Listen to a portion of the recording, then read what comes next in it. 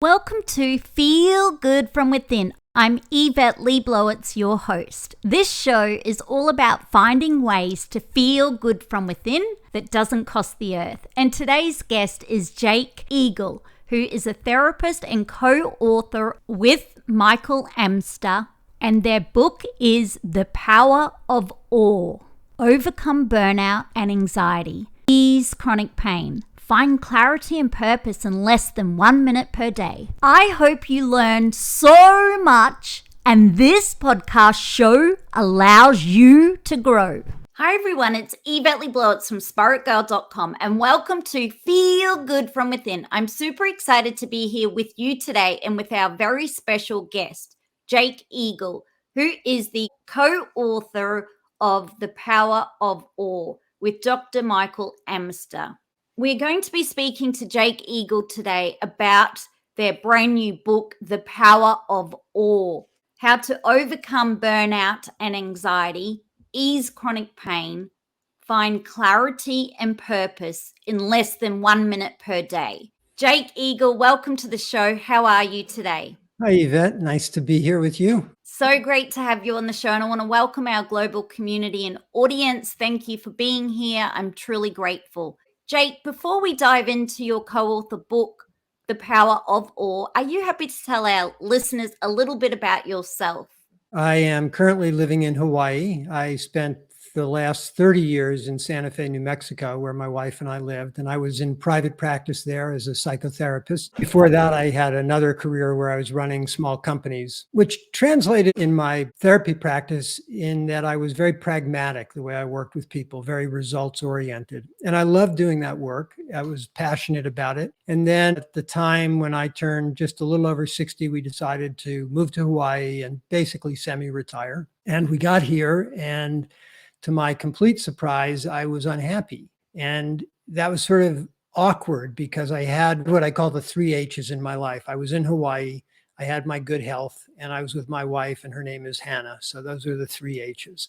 But I wasn't happy. And part of it is because I'd given up a very vibrant practice and I'd given up my community. I started to ask this question every day when I woke up, which was, am I thrilled to be alive? Because if you looked at my life objectively, you would say, this guy should be thrilled to be alive, right?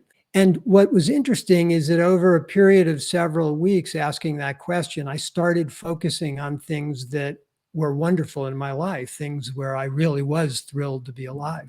And the more I did it, the better I felt. Then I ended up teaching a course online called Thrilled to be Alive. And in that course, I asked people to meditate for 10 minutes a day. What was so interesting is that half the people said they couldn't do it. They didn't have the time. So I said, well, okay, you don't need to meditate 10 minutes. Can you meditate for 30 seconds? We'll call it a micro meditation. And so people did that. And then at the end of the study, we did a survey, and the people who had done these very brief meditations were getting results equal or better to the people who had done the longer meditation. And in the course was my co-author, Michael Amster.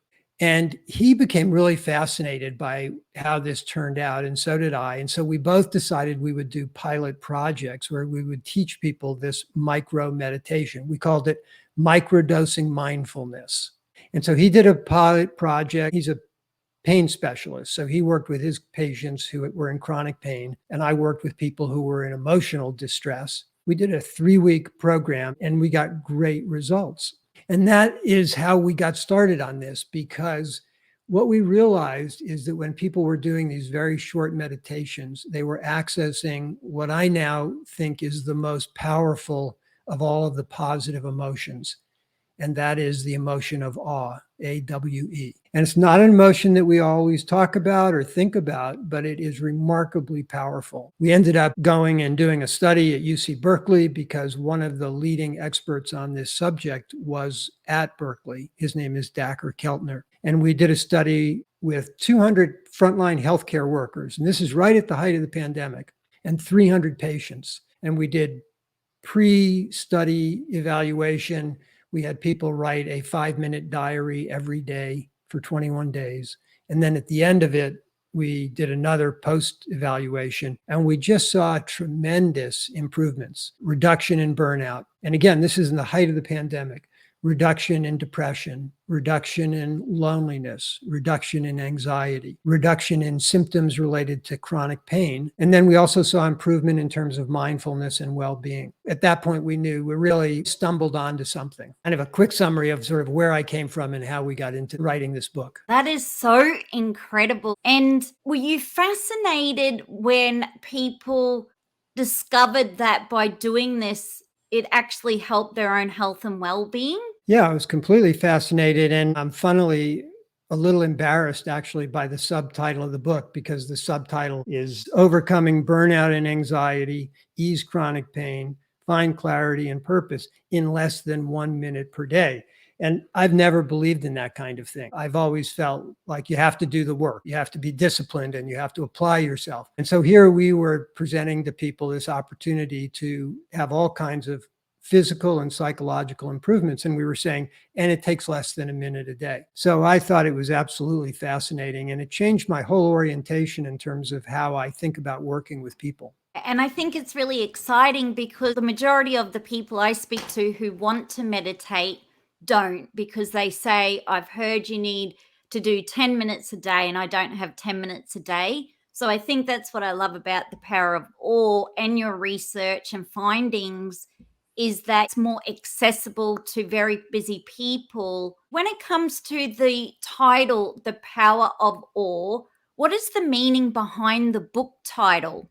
The meaning is that when you tap into the emotion of awe, you access a power within yourself that's beyond what you typically experience. Now, people experience all the time. We'll have experiences in life that are just magical and magnificent out in nature, or remarkable things we see. But what's so unique about our work is that we were focusing on awe in the ordinary. In the United States, we would say you don't need to go to the Grand Canyon because that's one of the most spectacular things. I don't know what would be the equivalent in your country. Uluru. The point is that you don't need to go to these extraordinary places. What we're suggesting is that the emotion of awe is available to you all the time. Everything that surrounds you is a potential for you to access the state of awe. This practice takes about 15 seconds. I think this is the key. What happens is that you do it multiple times a day.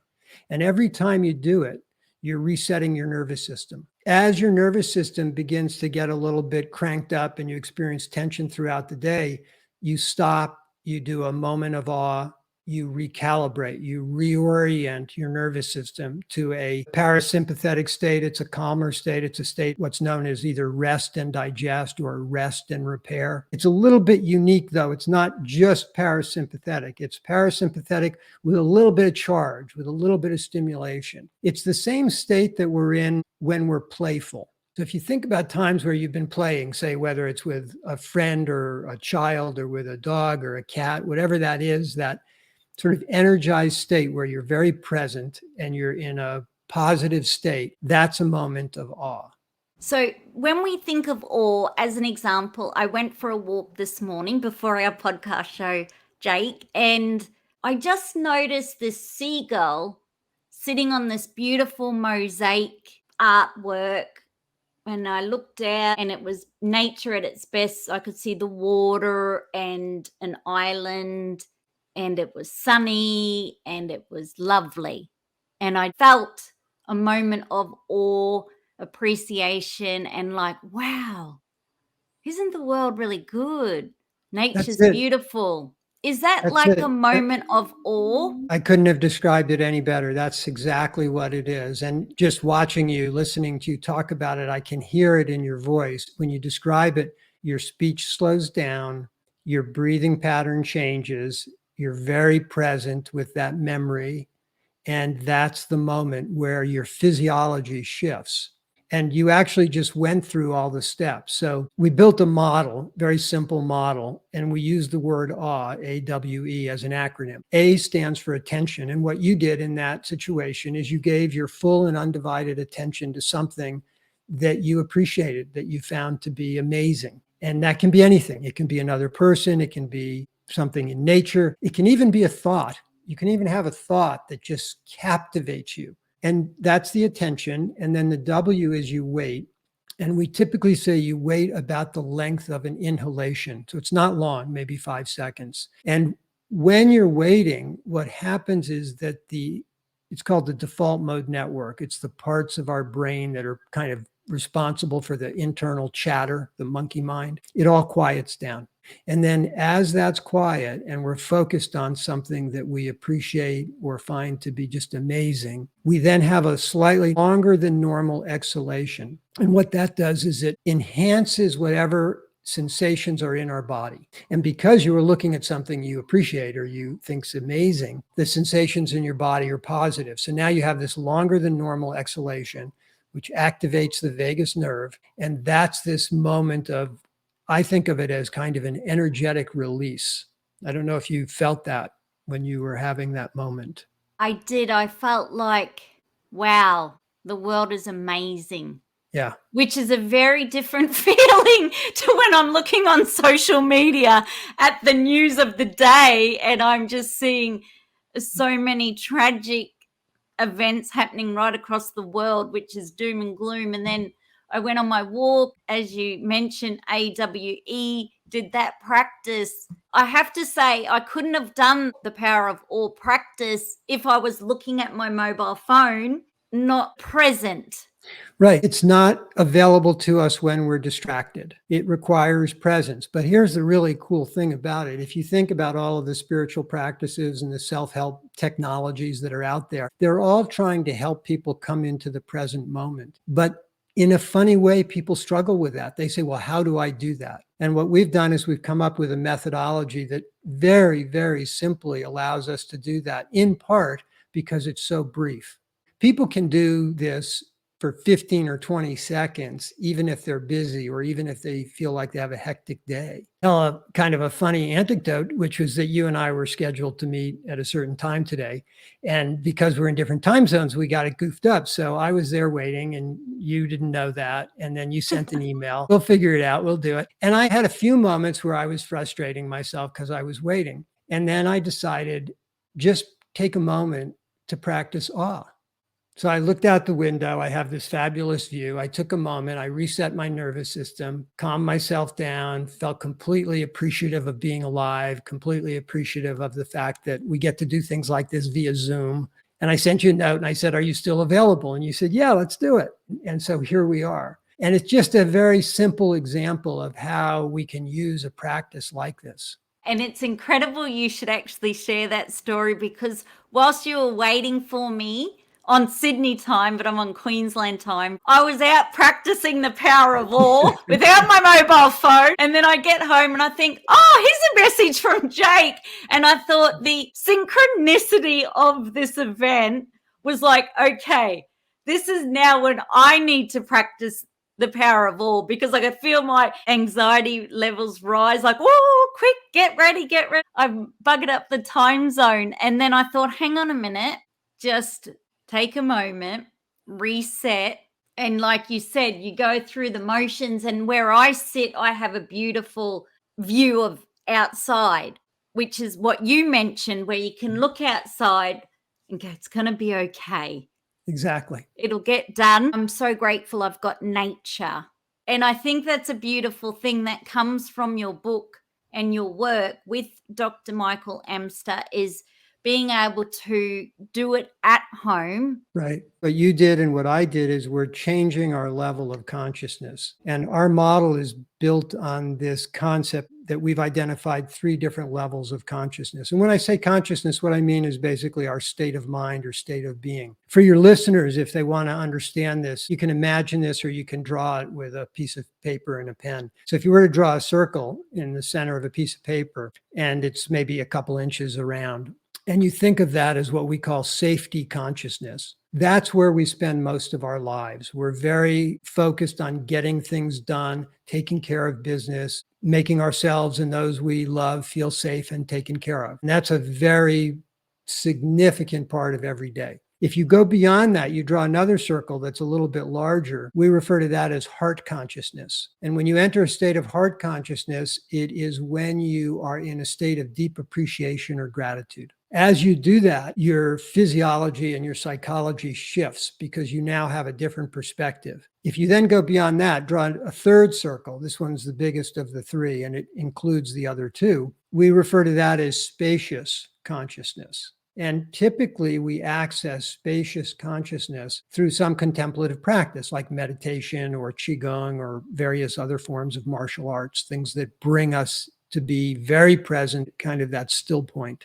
What's so remarkable about awe is that it takes us directly into spacious consciousness. And when we get there, time disappears, words disappear, and we simply experience full, complete presence. So if we're in that state of presence, while focusing on something we value, it's an extraordinary experience.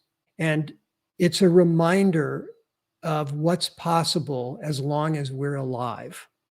So it doesn't matter what we're going through a hard time, we're scared, we're upset, we're experiencing conflict. This state that I'm talking to you about is still available to us if we just know how to get there. I love that. This state is still available to us if we just know how to get there. What I have noticed is that if you look every day at the news and all kinds of horrific things are happening in our communities in Australia, and I'm sure in the US and right around the world, it's definitely not all when you're looking at the news. It's very contracted. It's that state of safety consciousness where we become fearful and anxious about protecting ourselves and the people we love. Then what I've noticed through your work and book with Dr. Michael Amster is that you can make a conscious decision to no longer want to consume that. I call it an energy or an emotional trigger, and to really just start to focus on living life on Mother Earth in a way of awe.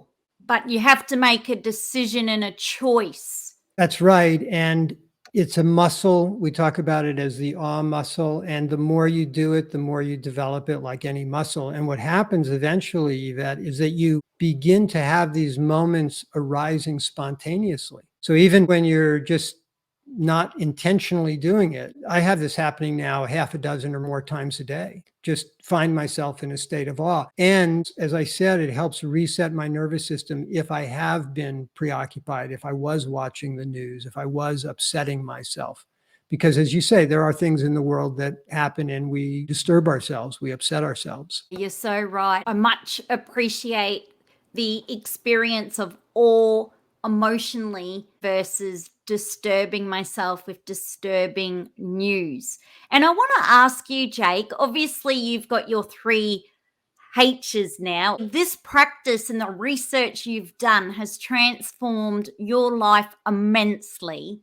And considering that so many people are suffering at some level in their life, either anxiety, burnout, or depression, or all kinds of things, you mentioned when you started, you first had to sort of look for it and now it's coming up. Can we access awe, as an example, the moment we're making a cup of coffee, moment we just are reading a really good book? You mentioned there are just so many ways to access it. And I think that's what I love about the practice is it doesn't cost you the earth. That's right. And not only can we access it during those things like making a cup of coffee or cooking a meal or reading a book, but we can use it as a preventative. I'll give you an example. Let's say that you have a partner in life and you've had some disagreement and you decide you're going to have a conversation. Say, we need to sit down and talk about this. That's a moment where a lot of people get a little tense. They get worried about the outcome and how it will go. So they go into that conversation in a state of safety consciousness. They bring a certain energy and anxiety with them. If you understand the awe practice, before you have that conversation with your partner, you take literally a half a minute, you access a state of awe, you shift your consciousness, you shift your energy, you shift your nervous system, and now you go into that conversation in a much more constructive and resourceful way. And other people pick up on our nervous system. So if I'm in a state of awe and you begin to interact with me, you sense that. you detect that there's something going on, and it's generally very attractive and appealing. We want to be around that kind of energy. I love that. And in your book, you've got practices. There are meditation practices. You go through attention, give your full focus to something, wait, take a deep breath and appreciate that thing. Exhale and expand. As you exhale slowly, allow your feelings to expand and grow. This practice, 5 to 15 seconds, 2 or 3 times a day, that's all, is absolutely incredible and such a gift to the world.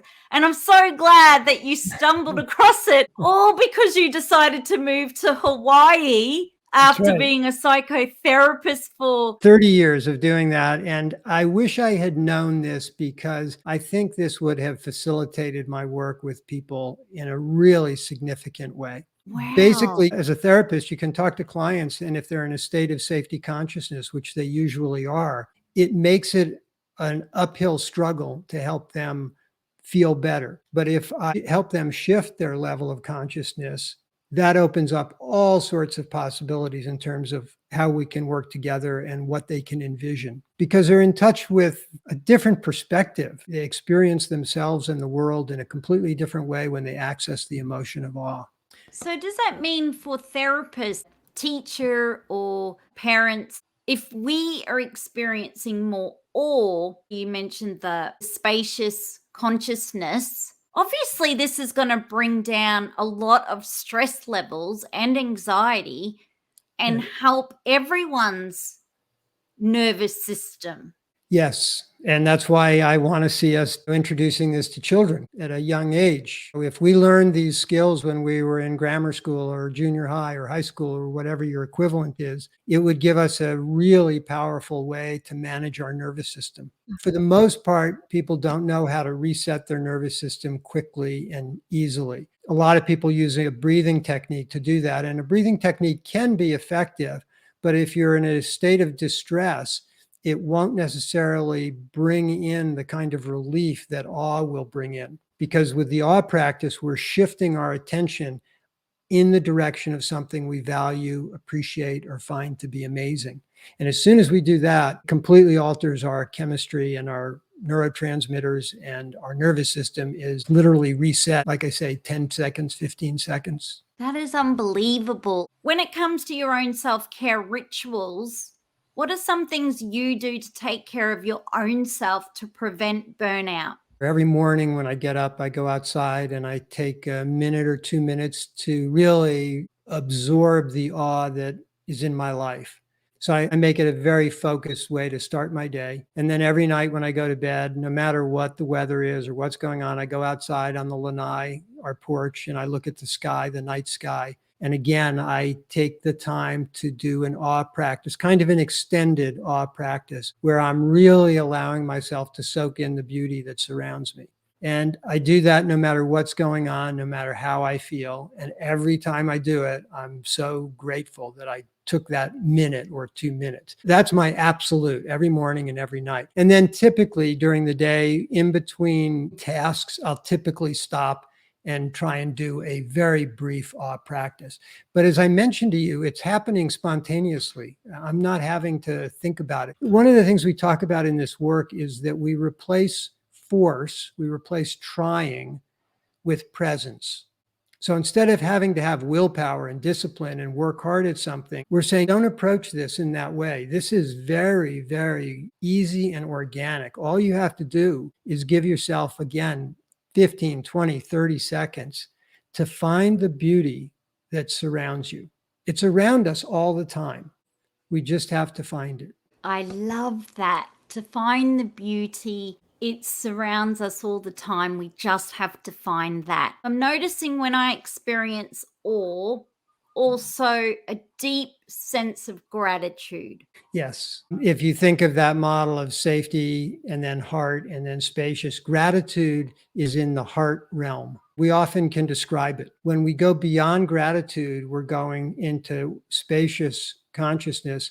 It's beyond gratitude. We're almost speechless, don't have words. And that is part of the experience of awe, is that I cannot reduce what I'm feeling to words. And in a way, by not reducing my experience to words, I'm allowing it to be more powerful, because words are kind of limiting. If you think about it, we have these amazing experiences and then we try to communicate it. And there's nothing wrong with that. But when we do it, we're shrinking the experience and trying to define it. In a moment of awe, oftentimes I never tried to describe it to another person. I just say, oh my gosh, that was just remarkable. But I don't try and explain how or why it was remarkable. That's such a great insight tip. But in those moments of awe, if we can allow ourselves to live in the silence, the moment will last longer.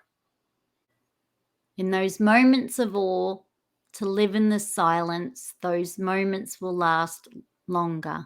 Yes. And penetrate us more deeply. And it's such a contrast to having a mobile phone, then trying to capture something that's amazing and then thinking about capturing it for the people I want to show it to, which is once again this thinking mind, logically doing, and I'm not fully in the moment.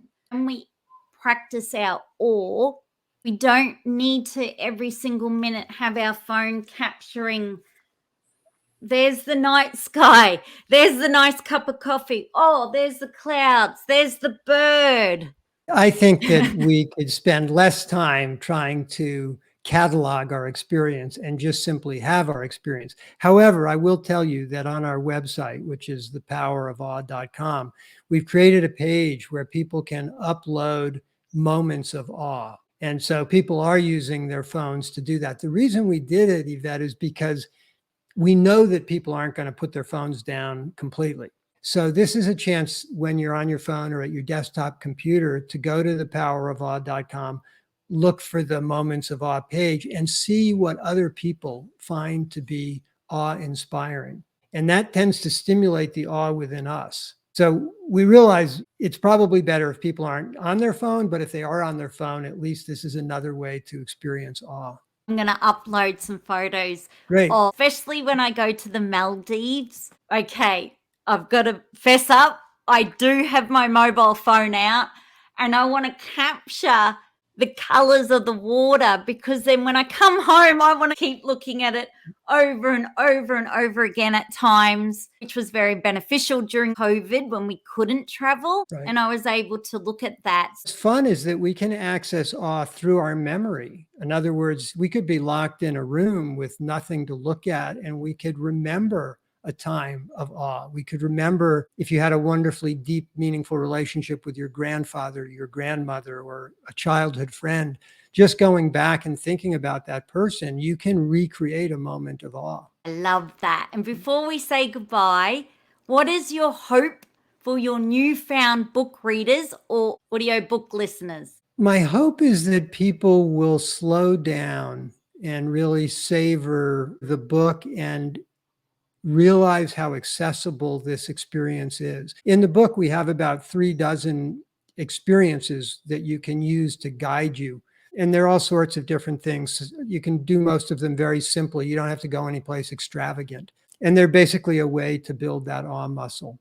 I really encourage people to slow down. It's not a race. It's about slowing down, being present, and focusing on these things that we deeply move ourselves with when we give our full attention. I love your work, Jake Eagle and Dr. Michael Amster. Gratitude to you both and everyone who took part in your research and everyone who's brought the book to fruition, because I just feel during these times where we have mental health crisis, we've got some big challenges to tackle. However, through the power of awe, if anyone is working at schools or universities, or I'm getting goosebumps while I say this, so that's always a good sign. Really, if you're in the mental health space or you just want to learn about it for yourself so you can feel good from within, I recommend grabbing a copy of The Power of Awe, because like you said, Jake Eagle, you wish you had this, especially in your career as a psychotherapist for the 30 years. If we can teach this to kids now, and Doesn't matter what age you are, we can learn this at any age. This could really help our mental health and well-being, which is so important. Not only does it not matter what age you are, but one last thing I'll say, Yvette, is that this is also very helpful for people who are older and dealing with end-of-life issues. That's a particular kind of anxiety that there are not necessarily great solutions for. It's called existential anxiety, dealing with problems or challenges related to being human where there's no clear answer. There's not a great solution to the fact that we're all mortal, right? Yeah. But awe is a way to take ourselves to a place where we go beyond our fear, beyond our anxiety, and it's incredibly beneficial. So this would be such a good practice in our aged care homes and retirement villages. Yeah. So everyone who works at an aged care and retirement village, grab a copy of The Power of Awe and give it to your activities officer and put it in your library so your residents can have the opportunity to read it. But I'm just thinking when it comes to aged care, one of the greatest challenges that have been happening over the last couple of years has definitely been isolation and loneliness. And like you mentioned then with the end of life, this book is just so relevant in the practices for so many areas. And loneliness, this is a really unique feature of awe in that we measured this in our study. And what we found was that when people feel lonely, they often are seeking to connect with someone or something beyond themselves. Awe allows us to do that even if we're alone. We can connect with something that's greater than ourselves. And when we do that, our perception of loneliness decreases. Wow. As an example, Jake, where if you were looking at, say, beautiful video footage of rainforests and rivers and these landscapes with beautiful music, even if someone was in, say, the aged care home in their wheelchair and can't get out, that would be a way to bring some awe into their life. Yes, and it's so individual. It could be what you just described. It could be listening to a piece of music. It could be someone reading poetry to you. It could be a photograph of a family member. It could be an animal, a dog or a cat. There's so many ways because each one of us finds beauty in different things in different ways. And the key is to surround ourselves with that as much as we can and to notice it. And the biggest message is we all need to slow down in order to experience the power of awe. Yes. And thank you for bringing this to people in Australia. I've had so many people from there say, how can we learn about this? And now I can direct them to your podcast. So that's great. I'm so grateful. And I'm just really blessed and grateful that we had this opportunity. So thank you so much, Jake Eagle, for all the work you do. And I just know in my heart of hearts, this is going to help everyone listening in today and this generation, but I always think about 8 generations to come. Yes. Thank you for making a difference in the world. Thank you for acknowledging and helping us share this work. See you, Jake. Okay. Bye. Bye. Bye. Thanks for listening in to Feel Good From Within with Yvette Le Blowitz Spirit Girl podcast. I hope you found this conversation of interest and of benefit to you. In support, I would love for you to subscribe to Feel Good From Within with Yvette Le Blowitz on any podcast app you listen to the show through, or on YouTube or Rumble too. And to also leave a 5-star rating and a review of what you think too. Be sure to share this show with your family, friends, and community, and to subscribe to my mailing list at spiritgirl.com, YvetteLeBlowitz.com, or feelgoodfromwithin.com, and to follow Spirit Girl, Yvette Le Blowitz, or Feel Good From Within on any social media app. And together, let's feel good from within.